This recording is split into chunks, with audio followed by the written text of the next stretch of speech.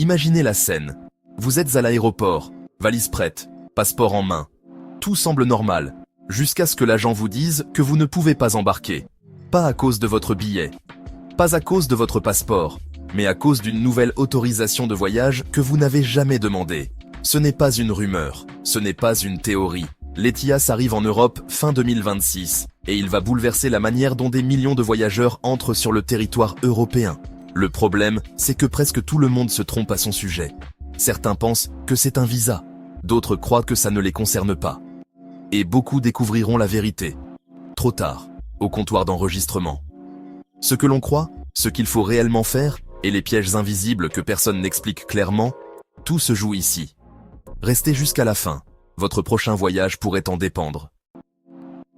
Qu'est-ce que l'ETIAS? Le mot peut sembler technique, presque administratif. ETIAS signifie European Travel Information and Authorization System. Mais derrière ce nom long se cache une règle très simple, et souvent mal comprise. L'ETIAS n'est pas un visa, c'est une autorisation de voyage électronique à demander avant de partir si vous venez d'un pays actuellement exempté de visa pour entrer dans l'espace Schengen. Par exemple, le Canada, les États-Unis, le Royaume-Uni, le Japon, l'Australie et bien d'autres. Concrètement, l'ETIAS agit comme un feu vert préalable. Sans lui, vous pouvez avoir un billet valide, un passeport valide, et pourtant ne jamais monter dans l'avion. Point essentiel, l'ETIAS ne remplace pas le passeport. Il ne remplace pas non plus les contrôles à la frontière. Il sert à vérifier, avant le voyage, si rien ne bloque votre entrée selon les bases de données européennes. Autre détail que beaucoup ignorent, l'ETIAS est lié à votre passeport. Si vous changez de passeport, l'autorisation peut devenir invalide.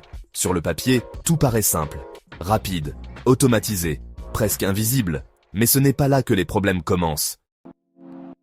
Ce que beaucoup ignorent, l'ETIAS n'est pas encore actif. C'est l'un des points les plus mal compris aujourd'hui. L'ETIAS n'est pas encore en vigueur. Son lancement est prévu pour la fin de l'année 2026, mais à ce stade, aucune date exacte n'a été officiellement confirmée. Ni le mois, ni le jour. Et pourtant, sur Internet, beaucoup de sites affirment le contraire. Résultat, une énorme confusion. Actuellement, si vous venez d'un pays exempté de visa, vous pouvez toujours voyager vers l'Europe sans ETIAS. Aucune autorisation supplémentaire n'est exigée pour l'instant. Le problème, c'est que cette période d'attente a créé un terrain parfait pour la désinformation. Des voyageurs cherchent ETIAS Europe, tombent sur des pages alarmistes et pensent être déjà en infraction. Certains essaient même de faire une demande pour un système qui n'est pas encore ouvert. Cette incertitude explique des millions de recherches erronées, des forums remplis de fausses réponses et des voyageurs stressés inutilement. Et le plus dangereux, c'est que beaucoup pensent « si ce n'est pas encore actif, je m'en occuperai plus tard ». Ce que la plupart des voyageurs ignorent, c'est que erreur fréquente, les sites frauduleux et les fausses demandes.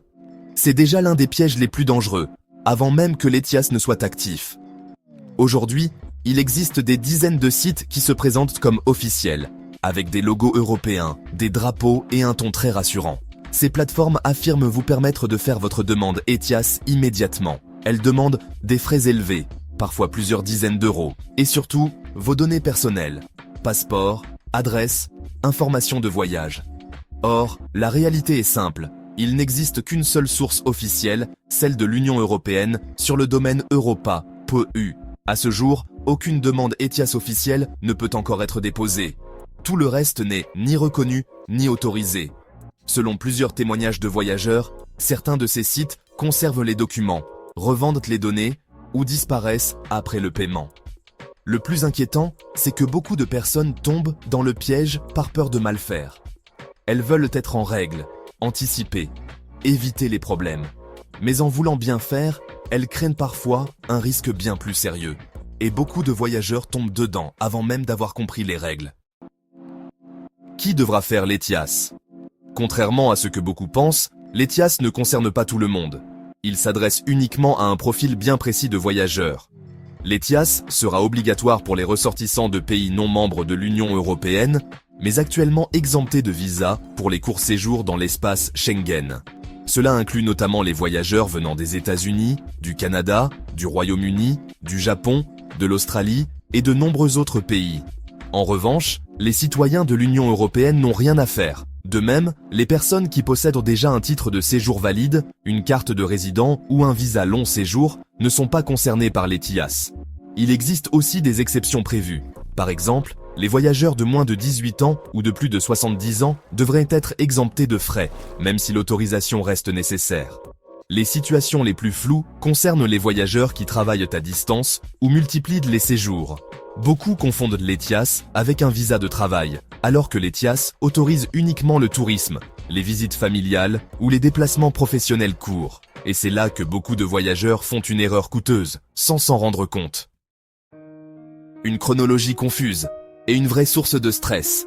Le vrai problème avec l'ETIAS, ce n'est pas seulement la règle elle-même, c'est le calendrier, flou, progressif et souvent mal expliqué.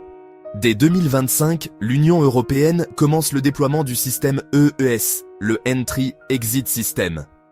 Concrètement, cela signifie davantage de contrôles biométriques aux frontières, empreintes digitales, reconnaissance faciale, enregistrement numérique des entrées et sorties. Beaucoup de voyageurs pensent déjà que cela correspond à l'ETIAS, alors que ce sont deux systèmes totalement différents. L'ETIAS, lui, est prévu pour la fin de l'année 2026. Mais à ce jour, aucune date officielle précise n'a été annoncée. Ce flou crée une anxiété inutile. Certains anticipent trop tôt, d'autres pensent avoir encore le temps. Et après le lancement, une période transitoire est envisagée. Pendant cette phase, les contrôles pourraient être plus souples, le temps que les voyageurs s'adaptent. Mais cette souplesse ne durera pas. Le danger, c'est le mauvais timing. Faire une demande trop tôt, sur un mauvais site. Ou trop tard, juste avant un départ. Savoir quand déposer sa demande devient crucial. Une erreur de calendrier peut coûter très cher. Frais, validité et durée des séjours. Autre point qui surprend beaucoup de voyageurs, le coût réel de l'ETIAS. À l'origine, l'autorisation devait coûter 7 €. Mais les dernières informations indiquent un tarif proche de 20 €, hors éventuelles exemptions. Ce changement, encore peu connu, a déjà pris de court de nombreux voyageurs qui s'attendaient à un montant symbolique. Une fois approuvé, l'ETIAS sera valable pendant 3 ans, ou jusqu'à l'expiration de votre passeport si celui-ci expire avant. Cela signifie que vous n'aurez pas à refaire une demande à chaque voyage, tant que vos documents restent valides. L'autorisation permettra plusieurs entrées dans l'espace Schengen, dans la limite classique de 90 jours, sur une période de 180 jours. Attention, ce point reste inchangé. L'ETIAS n'allonge pas la durée de séjour autorisée, et c'est là que beaucoup se trompent. Un ETIAS approuvé n'est pas une garantie d'entrée. À l'arrivée, les autorités frontalières peuvent toujours refuser l'accès si les conditions ne sont pas remplies. Ce que la plupart des gens ignorent, c'est que... Alors, comment postuler, le moment venu? Quand l'ETIAS sera officiellement lancé, la procédure sera, entièrement en ligne.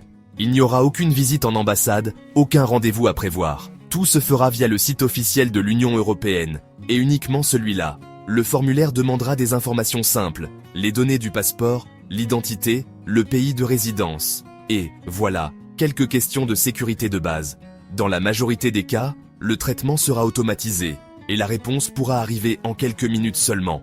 Mais il existe une nuance importante que beaucoup ignorent. Certaines demandes peuvent nécessiter une vérification manuelle. Dans ces situations, le délai peut aller jusqu'à 96 heures, soit, 4 jours complets. C'est précisément pour cette raison qu'il est risqué d'attendre la dernière minute. Imaginez, un vol réservé pour le lendemain, une autorisation encore en cours d'examen, et le voyage peut être compromis. Autre règle essentielle, ne jamais passer par des plateformes tierces non officielles. Même après le lancement, ces sites continueront d'exister, souvent plus chers, parfois trompeurs, et sans aucune garantie. L'ETIAS est conçu pour être simple, mais mal utilisé, il peut devenir un obstacle inattendu. Et c'est là que beaucoup de voyageurs se mettent eux-mêmes en difficulté. La différence entre l'EES et l'ETIAS, c'est franchement une confusion très répandue. C'est l'une des erreurs les plus courantes chez les voyageurs. Beaucoup pensent que l'EES et l'ETIAS sont la même chose. En réalité, ces deux systèmes n'ont pas du tout le même rôle. Le EES, ou Entry-Exit System, concerne le moment où vous arrivez à la frontière. Il sert à enregistrer numériquement vos entrées et sorties de l'espace Schengen. Cela inclut des données biométriques, comme les empreintes digitales et la reconnaissance faciale. Ce système commence à être déployé progressivement dès 2025 et 2026, selon les pays et les aéroports. L'ETIAS, lui, intervient avant même votre départ. C'est une autorisation de voyage préalable que vous devez obtenir avant de monter dans l'avion. Le problème, c'est que certains voyageurs pensent que le ES suffit. Ils arrivent à l'aéroport, passent par des bornes biométriques et croient être en règle. Mais sans ETIAS valide, l'embarquement peut être refusé. Cette confusion provoque déjà des files d'attente, des discussions au comptoir et parfois des vols manqués. Penser que l'un remplace l'autre est une erreur qui peut coûter très cher. Les erreurs graves à éviter absolument. La première erreur, et sans doute la plus coûteuse, consiste à croire que l'ETIAS remplace un visa de long séjour ou de travail. Ce n'est pas le cas. L'ETIAS autorise uniquement des séjours courts, tourisme, visite familiale, déplacements professionnels limités. Travailler, s'installer ou rester plusieurs mois nécessite toujours un visa adapté. Deuxième erreur, fréquente, attendre le dernier moment. Même si beaucoup de demandes sont traitées rapidement, certaines peuvent prendre jusqu'à 4 jours. Un simple contrôle supplémentaire peut suffire à bloquer un départ. Autre piège classique, utiliser un site non officiel. Par peur de mal faire ou par manque d'informations, certains voyageurs passent par des plateformes frauduleuses, perdent trop cher ou exposent leurs données personnelles. Enfin, il y a l'erreur du ça passera. Arriver à l'aéroport juste après le lancement officiel de l'ETIAS, sans avoir vérifié les nouvelles règles, est un risque réel. Les compagnies aériennes peuvent refuser l'embarquement avant même le contrôle frontalier. Ces erreurs semblent mineures, mais elles suffisent à gâcher un voyage entier. Zone floue et rumeurs. Enfin, clarifiées.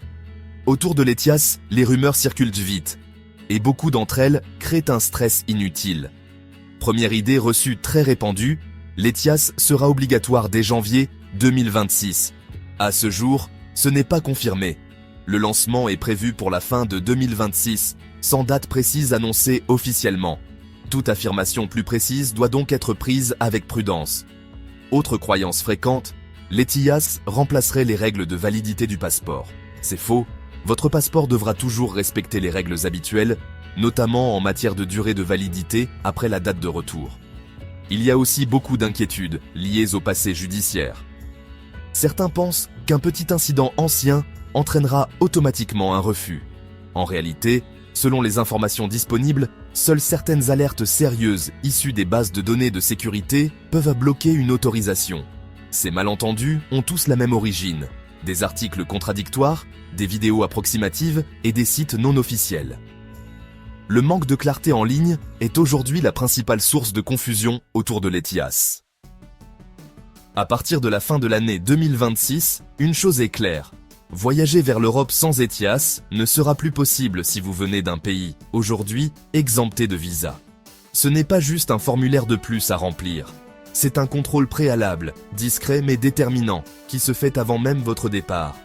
Mal compris ou mal anticipé, il peut retarder un voyage, voire le bloquer complètement.